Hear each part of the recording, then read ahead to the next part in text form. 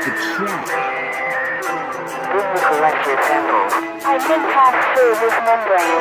I don't know whether or not this is really a place for another life form.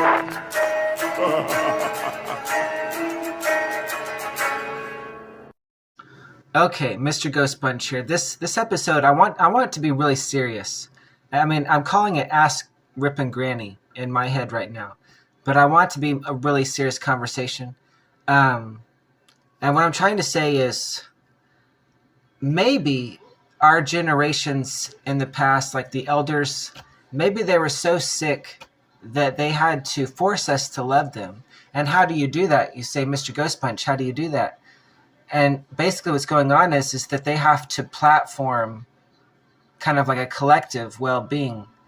And it's like they're feeding off of our inner beauty, the way we want to see ourselves. They kind of, it's like somehow they're feeding off our inner beauty. They're platforming their relationships. And they're using it to altercate, modify, to make themselves more attractive. And I think that these elders, they idolize reception. They idolize reception, to degrees that you could never imagine. They may be sick, but it doesn't mean they're evil, right? You think about these really sick people, you probably think they're evil zombies. I think in a post-apocalyptic world, we would be thinking more about the continuation of life. And I think, because of some of the diseases that were out there and subsistence, I think that we could be very well dealing with the kind of like a witchcraft of some kind. I feel like, my ass ripping granny, for example, when I was young, I was a malnourished little boy. And I know it sounds stupid, but she stole my farts. I swear to God. I know it sounds stupid as hell, but she stole my farts. And it's not very funny. I mean, I wake up every morning and she'd be like ripping big ass like dookies out of her butt. And I found out later in life that she either passed that down to me through DNA or something, or she stole it from me, which is what I think it's witchcraft. It's witchcraft. She's stealing my farts. And I know that I'm probably going to get like 2 views on this episode for saying that. But the point is that I really do believe with all my heart, after what I've seen from older people, I mean, they're not very, I'm not trying to be rude, but they're not very intelligent. They're beautiful. They're beautiful people. They're very beautiful. They're elegant, they're elaborate, but they're not very civilized. If anybody can relate to that, please tell me. I'm just like, they're not very civilized people, but they look beautiful and they seem very pretty to us. I know particularly, it's really funny about that is my mother, who wasn't really my mother, she was so ugly that I wanted to be like her. And that may be a little bit different because she's not really my mother, so maybe she couldn't collectivate herself. But when I saw her, though, I loved her so much, and I wanted to be just like her when I grew up. And these topics are very personal to me. I feel very connected to these things, because particularly with what happened between me and my mom, she gave me my impression. I mean, this woman who wasn't even my mother, she gave me my impression for the rest of my life. And my granny, of course, she's over here stealing from a malnourished boy, doing her witchcraft.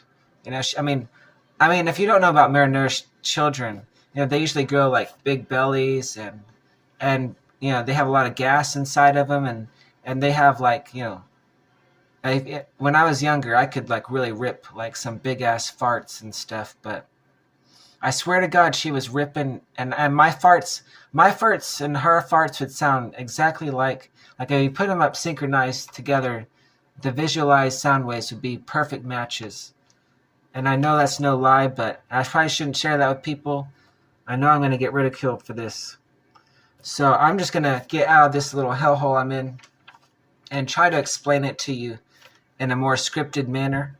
So it says, the collective existed to improve communication, the quality that is most admired by men in particular, which is reception.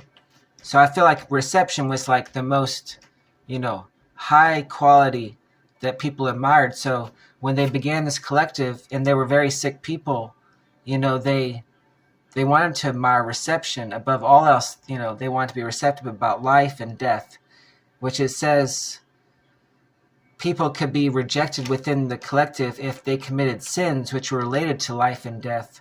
And no amount of love will save someone from this type of rejection. So, you can use black magic. It's like saying can use black magic, but you can't like try to kill people or anything. Not like, maybe think dark magic would be the correct term for it.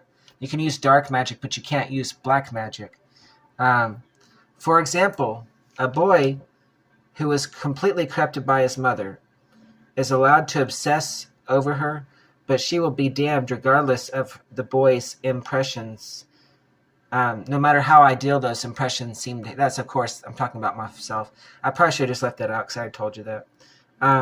It is true that within the collective we can platform the well-being of our metaphysical appearance and make altercations, modifications to make people love us.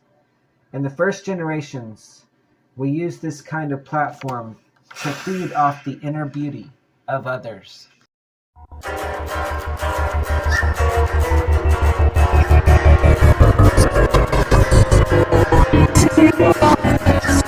Why don't you just go ahead and keep that shit, man? Walking around here, trying to spook the hell out of people. Fucking for real, stay away.